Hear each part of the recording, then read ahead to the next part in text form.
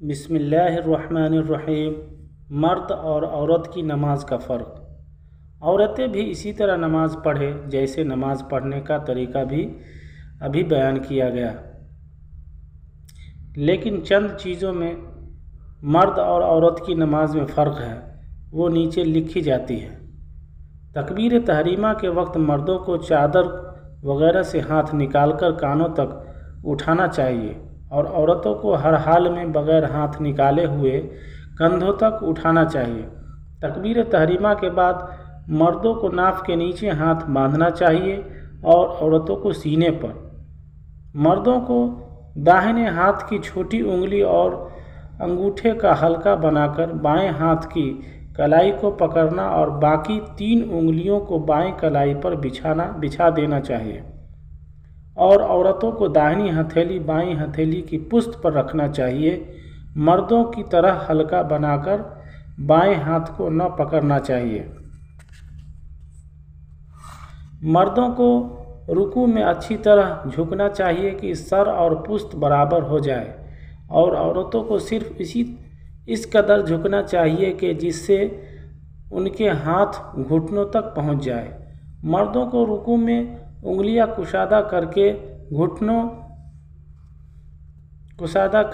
گھٹنوں کو پکڑنا چاہیے اور عورتوں کو ملی ہوئی رکھنی چاہیے۔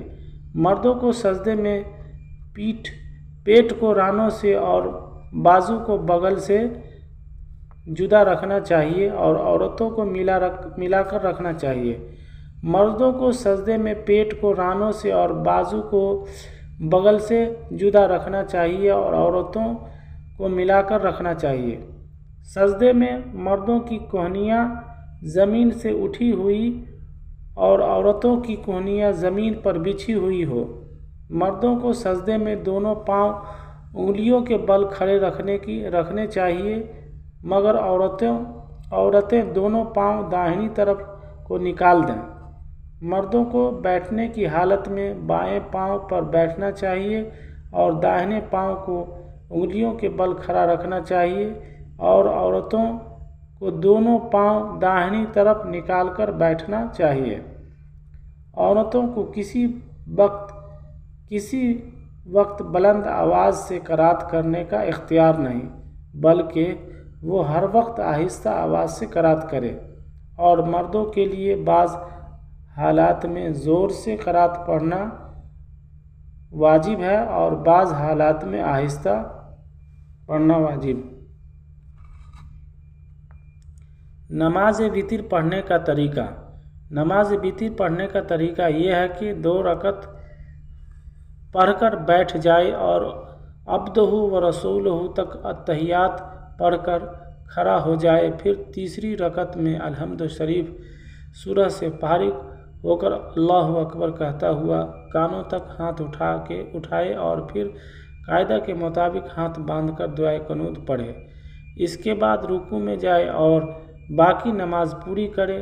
دعائے قنوت یہ ہے: اللہم انا نستعینک ونستغفرک ونؤمن بک ونتوکل علیک ونثنی علیک الخیر ونشکرک ولا نکفرک ونخلع ونترک من یفجرک اللہم ایاک نعبد ولک نصلی ونسجد علیک ونسعی ونحفظ ونرجو رحمتک ونخشی عذابک ان عذابک بالکفار ملحق۔